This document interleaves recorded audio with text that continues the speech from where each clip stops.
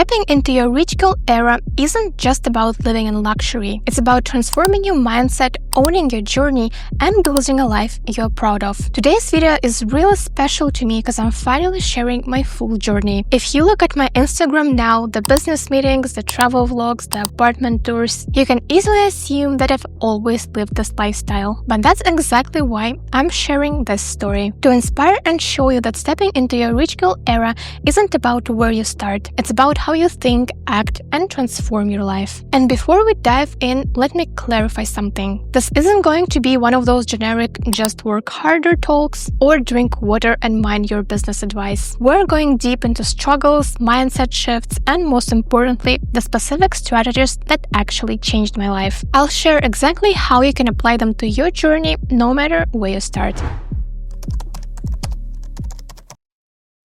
Let's start at the beginning. Growing up in Russia, we lived in what was basically a studio apartment. We literally had just one room for 4 people. My parents slept on the sofa while my brother and I shared this 2-story bed. Every night was like a little adventure because I was trying not to wake everyone up while I was climbing up and down the ladder. We lived like that for 10 years and honestly, at the time, it just felt normal. But life had other plans. All of a sudden, I find out that my father's business ran into huge problems. And suddenly, we had to move to the small village nearby our city. The house wasn't even finished, it had bare concrete floors. But we couldn't stay with my grandparents because they lived in a different country. I still remember how back then at my first school, everyone had such predictable dreams. The teachers would praise students who wanted to become store managers, and stability was the ultimate goal. And I really get it. Growing up seeing a family struggle, a stable 9 to 5 starts looking really good. And I almost fell into this trap myself, thinking maybe this is just how life is supposed to be. Then something happened that changed everything. I lost my mother and my father decided to move me and my brother back to the city. He became our sole provider, and this time he approached things differently. He went all in, reinvested almost everything back into his business, and it started to pay off. And watching him make that shift taught me my first big lesson about creating wealth. Sometimes you have to sacrifice short-term comfort for long-term growth. Let me share what I learned about breaking free from conventional paths because this part of my story might help you see your own situation differently. 1. Question everything about normal. Just because everyone around you is following a certain path doesn't mean it's the only way. When my dad chose to risk and reinvest everything into his business for the 20th time, even though it didn't work out before, instead of giving up and finding stability, it showed me that sometimes the unconventional choice is the right one. 2. Use limitations as inspiration. Not having money for traditional prestigious careers like being a doctor or a lawyer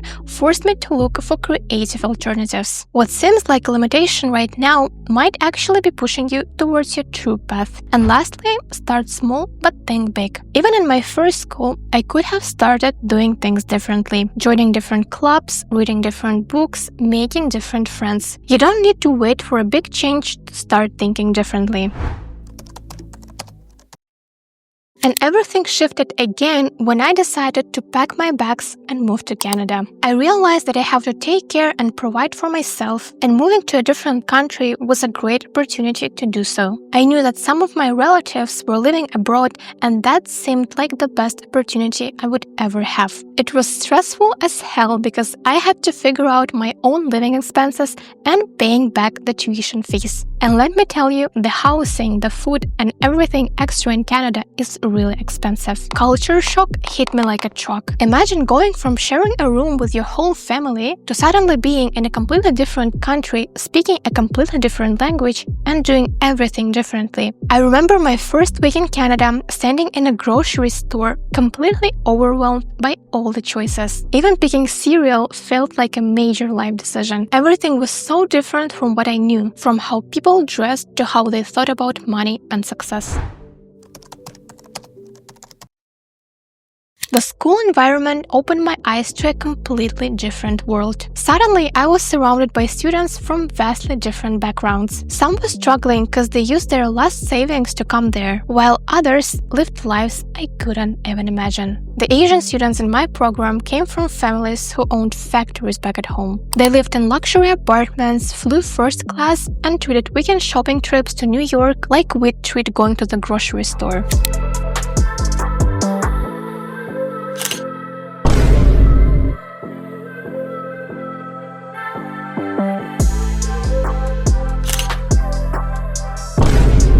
It was my first real exposure to generational wealth, and it hit me. Some people were born cruising through life, while others had to sacrifice tens of years of their life to find some sort of stability. Work 24/7, risk everything, fail, and start over. But here's what I want you to understand. Seeing this contrast didn't make me bitter. Instead, it taught me something crucial about success. There are different paths to get there, and comparing your chapter 1 to someone else's chapter 20 will only hold you back.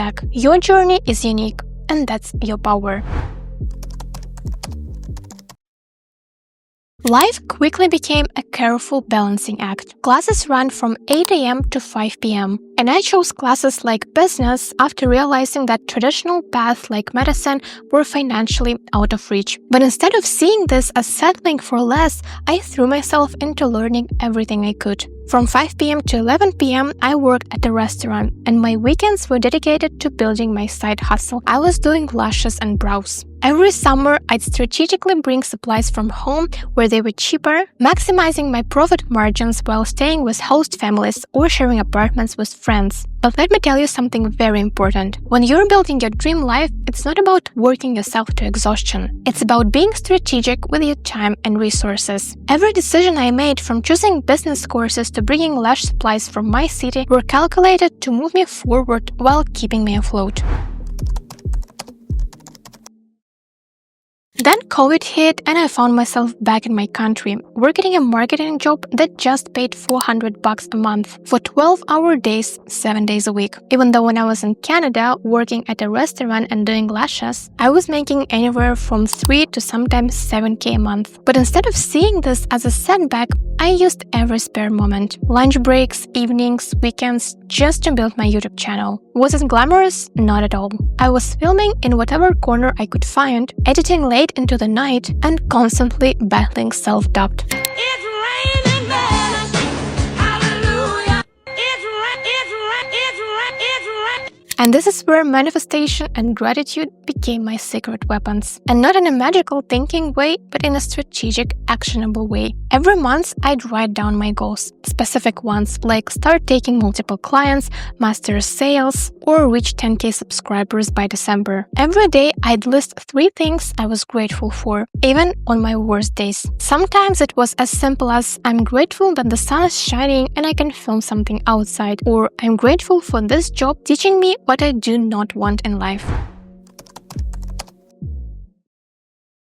And the transformation from that exhausted marketing manager to running my own agency wasn't an overnight success story. It was a series of intentional decisions and consistent actions. I started setting SMART goals, aka specific, measurable, achievable, relevant, and time-bound. Instead of just saying, I want to be successful, I'd write things like, I will launch my agency with 3 clients by March, charging 1K per project minimum. And this is crucial for anyone wanting to step into their rich girl era. Your goals need to be as clear as crystal. Write them down, break them into monthly, weekly, and daily tasks. My Russian YouTube channels didn't grow to 1 million subscribers by accident. They grew because I planned every video, studied my analytics, and most importantly, never let my current circumstances define my future potential for 5 years in a row. I wanted to just leave everything as it is, like every month, every year. Because you face difficulties no matter how long you're doing something. But every time I want to quit, I ask myself to just keep doing that for 6 months. 6 months of intentional focus, doing everything that's in my power. And it works every time, for 5 years.